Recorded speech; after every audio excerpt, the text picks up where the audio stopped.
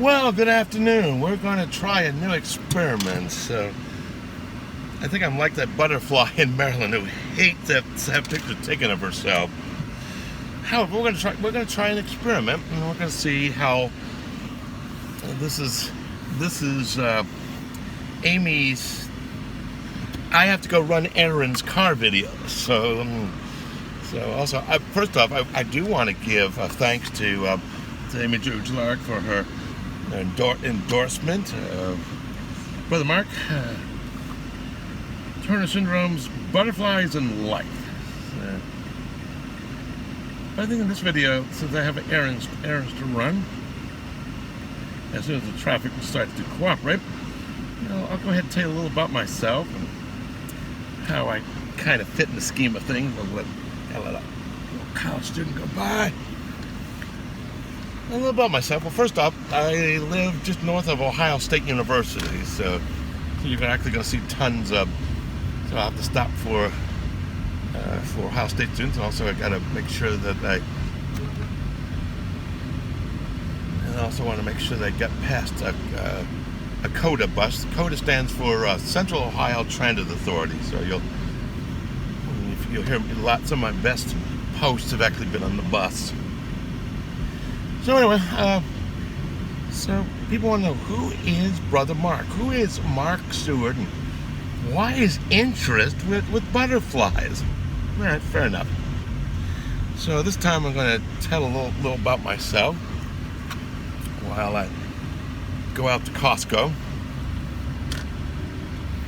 and just literally off the cuff, we'll experiment. We'll see how it goes. If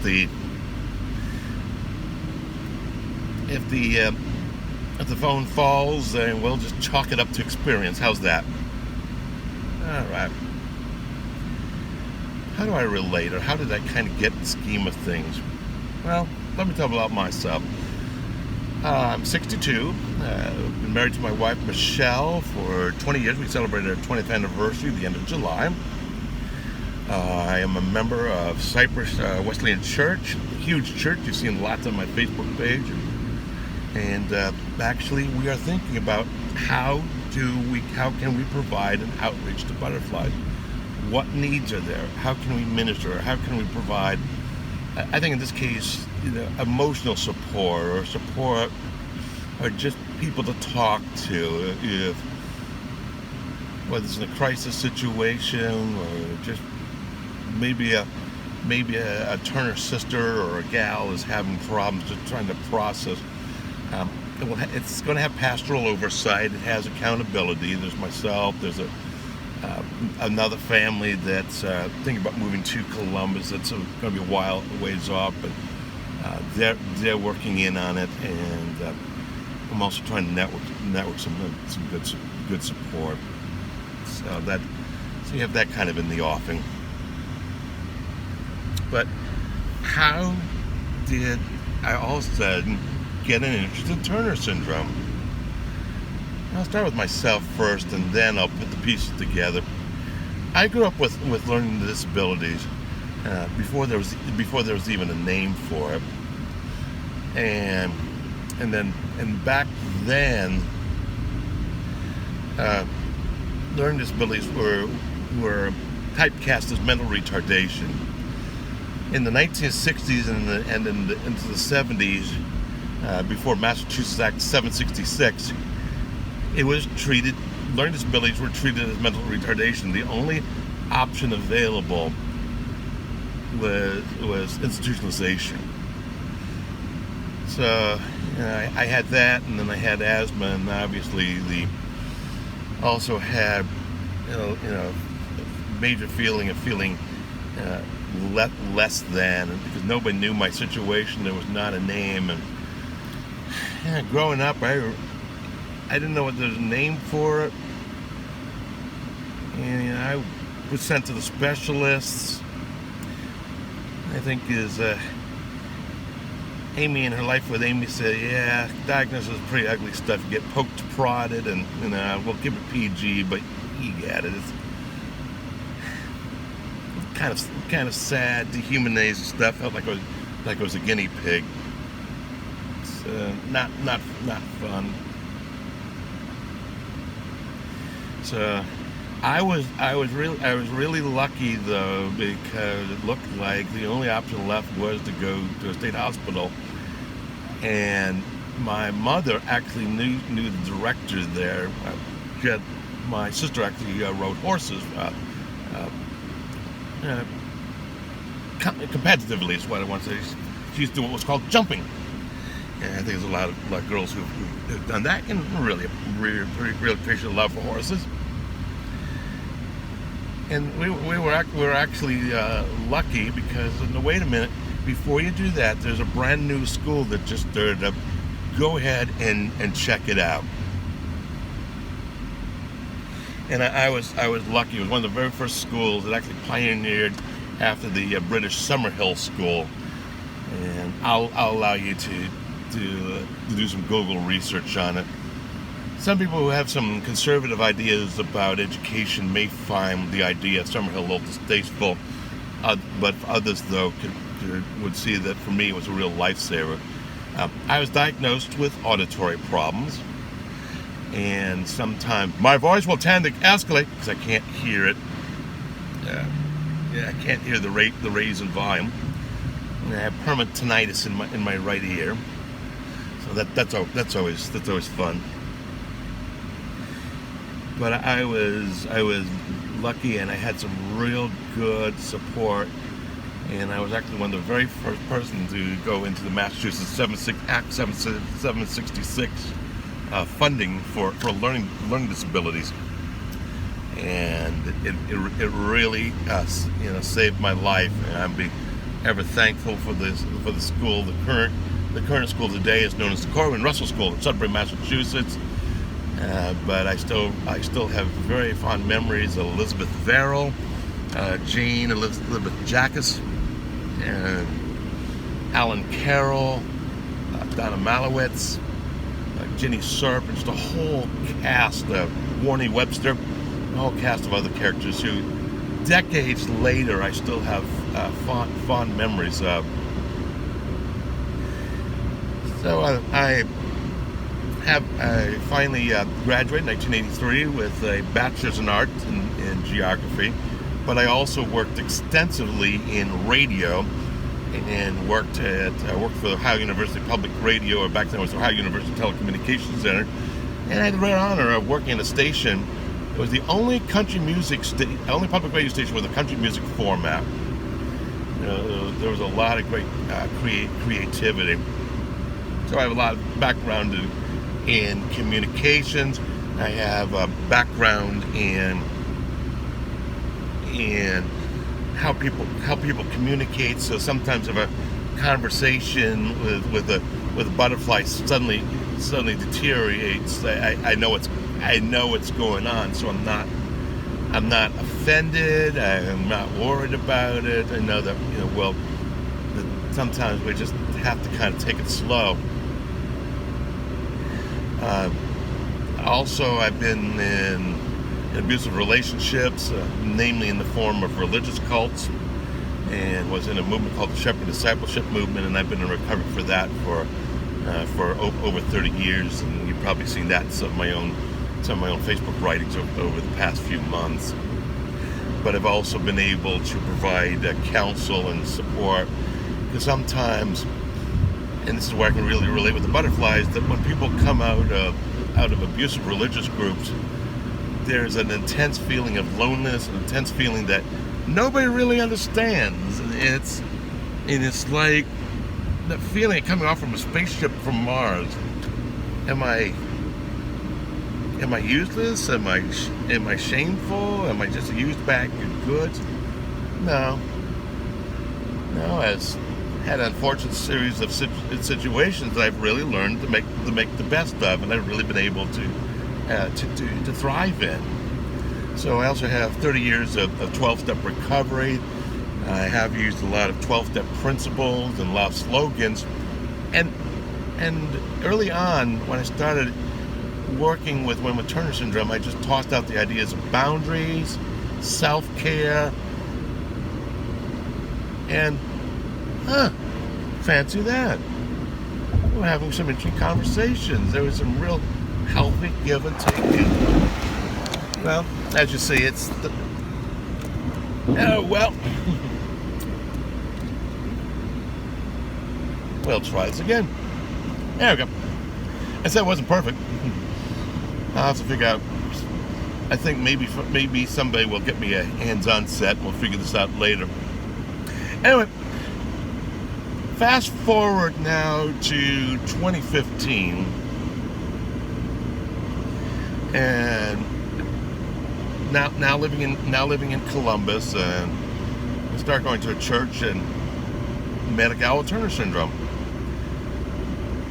Wasn't too sure at first what was going on, but as we got to talking, and she shared her story, hers was identical.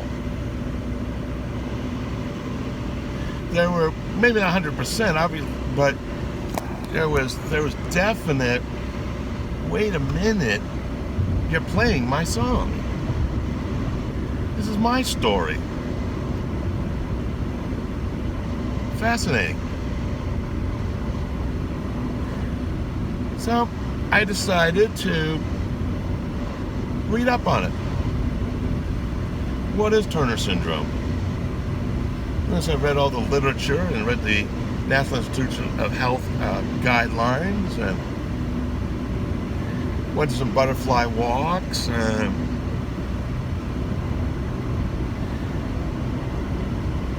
somehow some of the things that I have from my own life experiences were helpful. And I said, well, let's give it a try and see what happens. Obviously, there was naturally some suspicion about a guy coming into an all women's group, and I was heavily screened by a woman in Texas, and I said back then, there are moral and ethical boundaries that are just not crossed. And then there are rules of safety and confidentiality and anonymity, because if you don't feel safe, I don't feel safe. And somehow I passed the interview, if you will, and so I started reaching out and talking to other butterflies and learning about their struggles, and then just decided just to be there. It did have an interruption during the war, and we're not really going to discuss that. And I have a feeling in due time healing will come.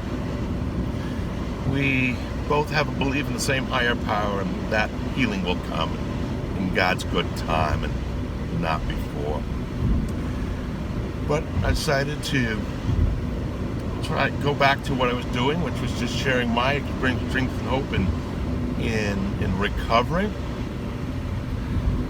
and sometimes just being there for no reason, just to be there, just because I want to. That was it.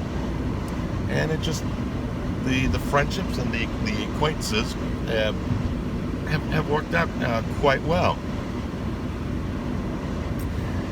I've heard some really horrid stories, some horror stories. I think to borrow from Jim McKay of ABC Wide World Sports, I've seen the thrill of victory, and I've also seen the agony of defeat. And I knew the package deal coming in. I knew about the drama, so in some respects it doesn't bother me. Hold on for just a second. I'm trying to see if I can get over. I made it. One more lane. Somebody's coming up on my tail, so okay, he's gone by.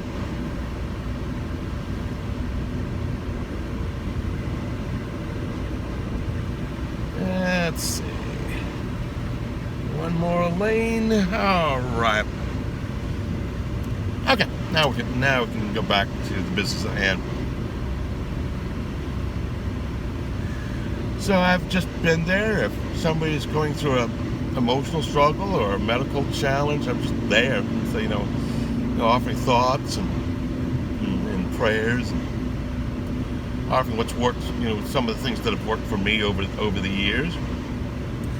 Sometimes I've had women call and just want to talk about their struggles or text, and that's happy to do it. I think some of our favorite chats happen to be in the middle of the night. I suffer from insomnia, and I know I know Turner syndrome that contagious, but there are nights that we all seem to get insomnia. So we sit up and chat for a while, and just I and a couple other women, and we just kind of go about how was your day, what's going on. We kind of check in for a few minutes. My favorite text was a night. Obviously a fictitious name, but my phone barks, ding, at 2 o'clock in the morning, 2, 3, whatever. I'm used to it. I don't mind. And the message came in. My name's Brandy. I'm a butterfly, and I can't turn my brain off. I said, okay, somebody knows how to work the program. Okay. So I had to laugh at that one. And sometimes my claim to fame, if a sister is taking herself too seriously, they'll get that cryptic message of, "Hi, this is Mark, your emotional meltdown recovery specialist. Please state the nature of your crisis." Am I taking myself too seriously? Could be. So anyway, I'm almost at my destination, but that's a little about myself, and I may bring up topics such as self-care, boundaries, drama, addiction. I've already done. I'm going to load some I've loaded them on Facebook. I'll load them on the new YouTube page. Recovery slogans, conflict resolution, and sometimes they're good for anybody who listens. But I'm hoping that maybe I can help.